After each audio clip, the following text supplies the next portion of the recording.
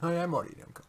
What do Meryl Streep, Oprah Winfrey, and Abraham Lincoln have in common? Plagued with insecurity. Meryl Streep told the Oprah magazine, "I don't know how to act." Lots of actors feel that way. What gives you strength is also your weakness, your raging insecurity. Oprah Winfrey told Parade magazine, "I'm really insecure about my acting." Abraham Lincoln wrote, "I can never think again of marrying, and for this reason. I can never be satisfied with anyone who would be blockhead enough to have me."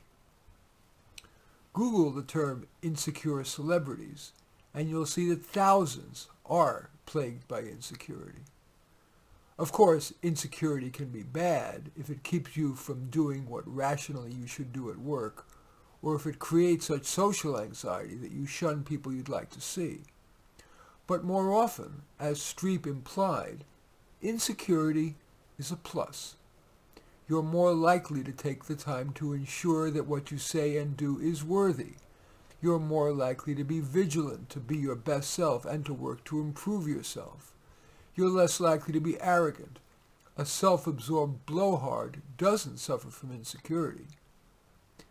Mensans are smart enough to know the gap between themselves and what's best. I'm writing this for the Mensa magazine, called The Intelligencer, that I publish a monthly column.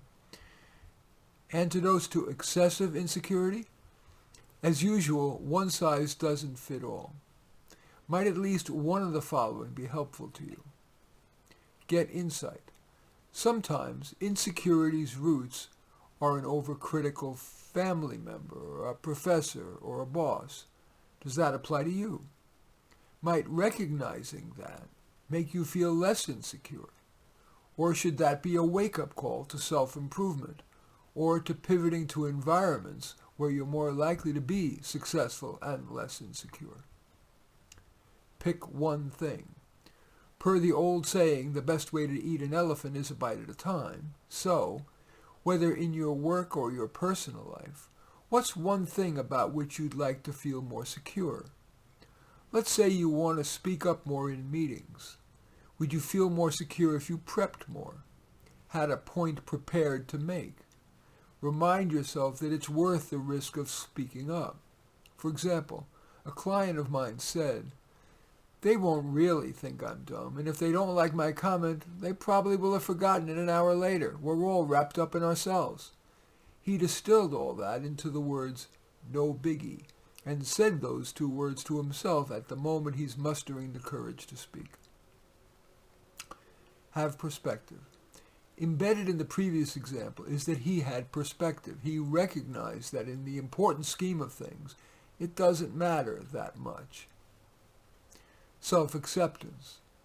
Some people tamp down excessive insecurity with gratitude for being intelligent enough to recognize the issues in a situation, rather than blithely sallying forth. And finally, avoid secondary disturbance. That's a corollary of self-acceptance. You add to your insecurity if you worry about being insecure, and that becomes a vicious cycle.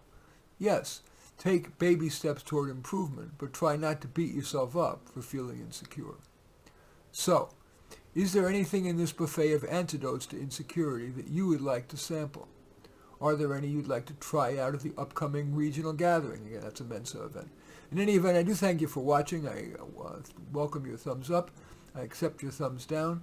And I always welcome your comments, and especially like it if you hit the share button below. Share on your social media so that my efforts can have broader impact. And I am flattered if you choose to subscribe to my channel.